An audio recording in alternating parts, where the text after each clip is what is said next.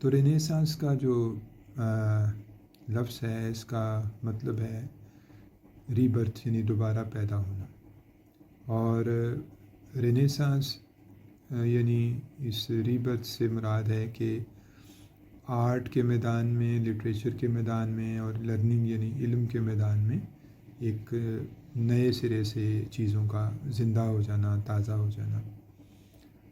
تو یہ جو رینیسانس کا دور ہے یہ یورپ میں 14ویں صدی سے لے کر 17ویں صدی تک، یعنی 3 صدیوں پر تقریباً محیط ہے، جس وقت آرٹ میں، لٹریچر میں، فلسفے میں اور سائنسی جو تحقیقات تھیں ان کے میدان میں نئی چیزیں جو تھی وہ سامنے آئی.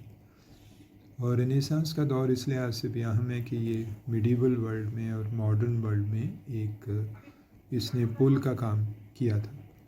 میڈیول ورلڈ جو ہے یعنی کہ مڈل ایجز کا جو ماحول تھا اس میں جو باتیں نمایاں تھی، ایک اسکولسٹسزم تھا، ایک فیوڈلزم تھا اور ایک شیولری.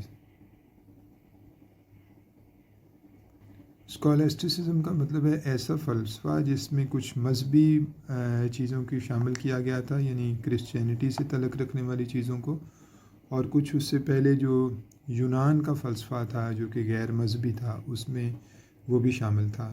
تو اس مکسڈ فلسفے کو کہتے ہیں اسکولسٹسزم. فیوڈلزم جیسا کہ آپ کو پتہ ہے کہ جاگیردارانہ نظام کو کہتے ہیں، اور شیولری یہ بھی جو ٹریڈیشن تھی شیولری کی یعنی بہادری کی، اس کا بھی تعلق فیوڈلزم کے ساتھ تھا اور اس کا تعلق کورٹلی لو کے ساتھ تھا. یہ چیزیں ہم پہلے ڈسکس کر چکے ہیں. رینیسانس کا آغاز گریک اور رومن سویلائزیشن جو تھیں ان کے ساتھ ہوا تھا، جس وقت وہ دوبارہ انہیں تازہ کیا گیا. اور یہ جو سویلائزیشنز تھی، جو تہذیبیں تھیں یعنی یونان کی اور روم کی تہذیب، یہ مڈل ایجز کے دوران ان کو نظر انداز کر دیا گیا تھا. اب جو رینیسانس تھا اس میں کس چیز پر زور دیا گیا تھا؟ ریزن پر، یعنی عقل پر، اور کویسچننگ ایٹیٹیوڈ یعنی سوال پوچھنے والا جو انداز تھا اس پر، ایکسپیریمنٹیشن تجربات پر، اینڈ فری انکوائری اور آزادانہ تحقیق پر.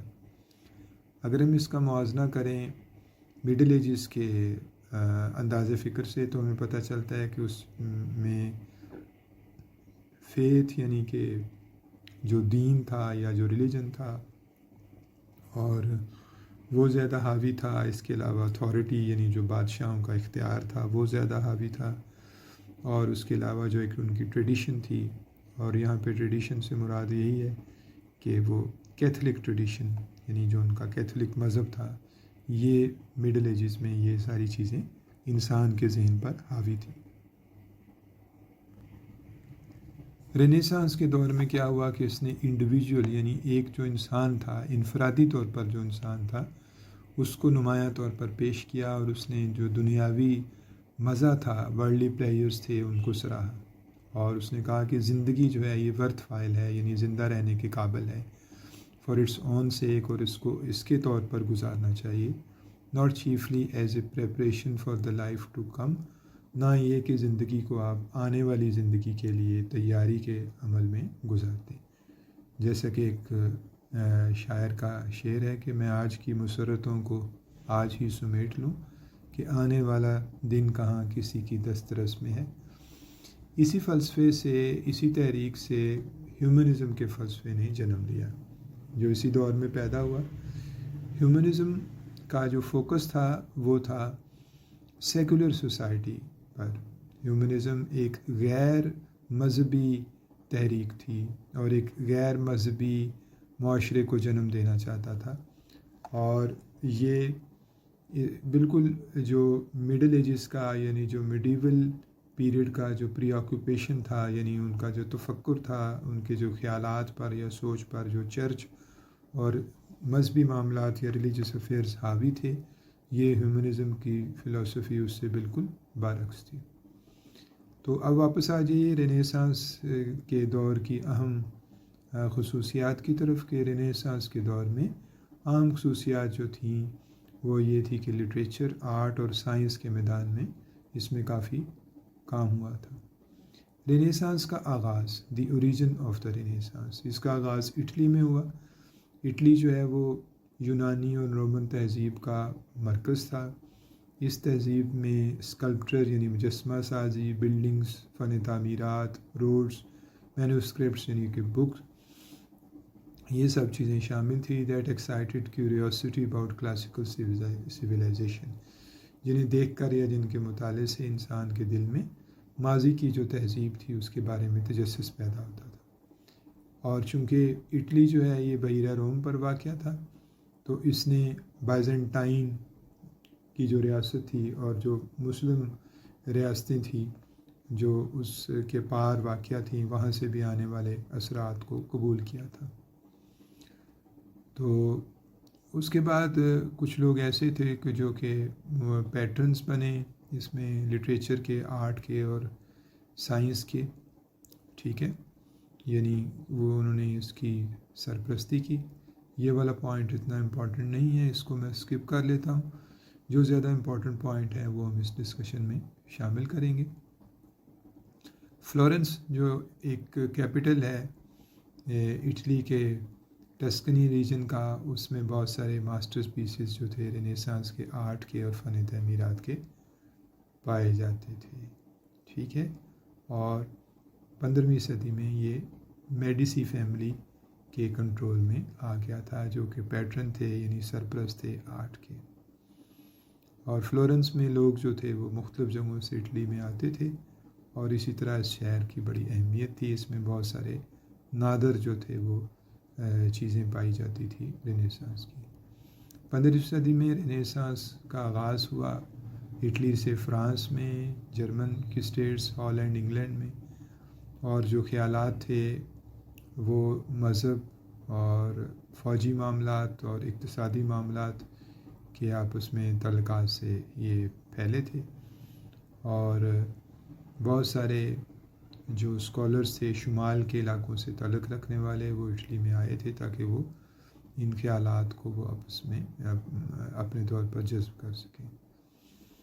اور پھر تھوڑی سی بات آ گئی ہے ہیومنزم کے بارے میں کہ 14 سینچری میں ہیومنزم کا آغاز ہوا تھا اٹلی میں۔ یہ رینیسانس کی روح ہے، اس کا نچوڑ ہے۔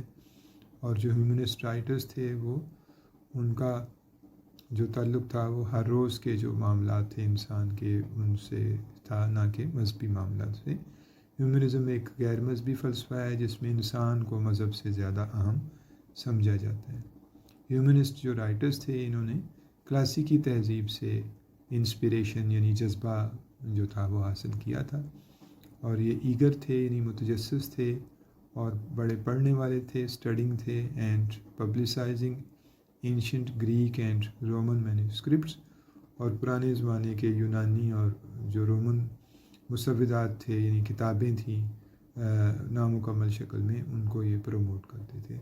اس طرح سے پرانے زمانے کا جو لٹریچر تھا اور تحریریں تھیں ان میں دلچسپی پیدا ہوئی۔ ابتدائی جو رائٹرز تھے ہیومنسٹ، ان میں پیٹرارک کا ایک نام اہم ہے۔ پیٹرارک دور 1304 سے 1374 اٹلی سے تعلق تھا اس کا، جو کلاسکس کا مطالعہ کرتا تھا، اور اس نے اٹیلین زبان میں اور لیٹن زبان میں لکھا تھا، اور کلاسیکل رائٹرز کو اس نے فالو کیا تھا۔ تو پیٹرارک سے ہی ایک ٹرم بنتی ہے پیٹرارکن لو، اس کے بارے میں آپ مزید پڑھ سکتے ہیں۔ اور اس کے بعد جو امپورٹنٹ ہے دوسری فگر وہ ایراسمس کی ہے، وہ ڈچ سے تعلق رکھنے والا تھا اور اس کا ایک اچھا اسکالر تھا۔ اور اس کے علاوہ یہ کہ وہ اپنی کتاب پریز آف فولی میں اس نے سپرسٹیشن یعنی توہم پرستی جو تھی اس کا خاتمہ کیا تھا، اور اس نے بتایا تھا کہ چرچ میں کیسی ابیوزز یعنی کہ معاشرتی خامیاں پائی جاتی ہیں۔ اس طرح اس نے جو سماجی برائیاں تھیں ان کو سیٹرائز کیا، ان پہ تنقید کی، اور لوگوں کو اس نے انکریج کیا کہ وہ ریفارمز کے بارے میں یعنی مثبت تبدیلیوں کے بارے میں سوچیں۔ سر تھامس مور بہت امپورٹنٹ ہے، اس نے ایک کتاب لکھی تھی، اس کا تعلق انگلینڈ کے ساتھ تھا، اور اس کا آپ دیکھیں کہ 16ویں صدی سے اس کا تعلق ہے، زیادہ تر اس کا پیریڈ 16ویں صدی کا ہے۔ اور اس نے ایک کتاب لکھی تھی یوٹوپیا، جس میں اس نے ایک خیالی ملک کے بارے میں لکھا تھا۔ جو خیالی ملک جو ہے وہ جنگ سے، ناانصافی سے، غربت سے اور جہالت سے یا لا علمی سے مبرہ ہوگا، اور جو بادشاہ ہنری دا ایٹھ تھا اس نے اس کا سر قلم کروا دیا تھا۔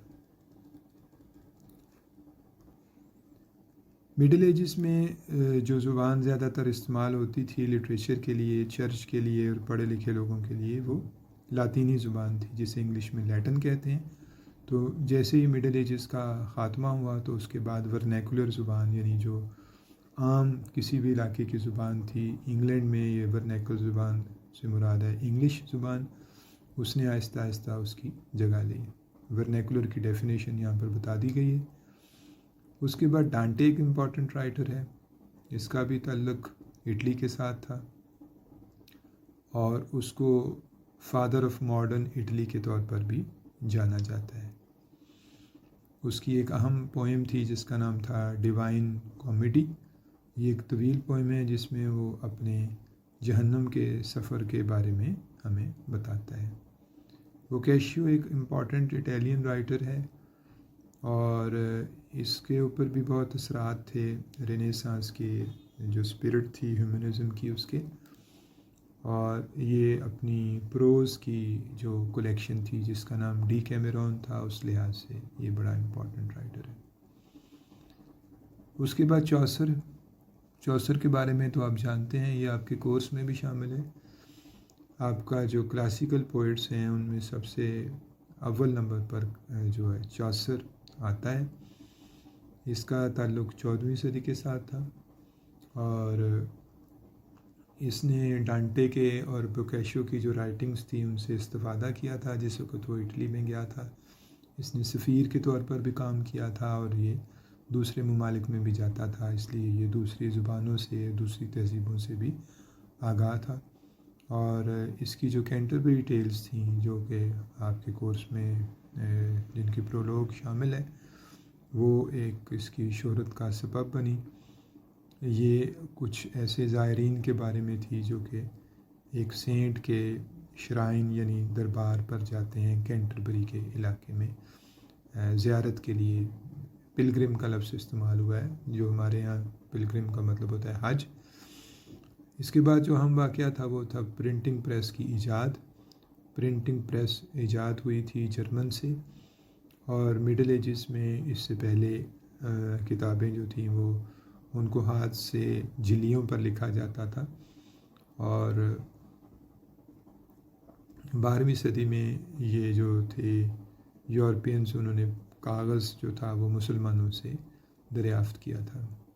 ولیم کاکسٹن ایک بڑا امپورٹنٹ انگلش تاجر تھا، اس نے سب سے پہلے انگلینڈ میں پرنٹنگ مشین کو انٹروڈیوس کروایا تھا 1476 میں۔ یہ امپورٹنٹ ڈیٹس آپ نے اس طرح کی ذہن میں رکھنی ہے۔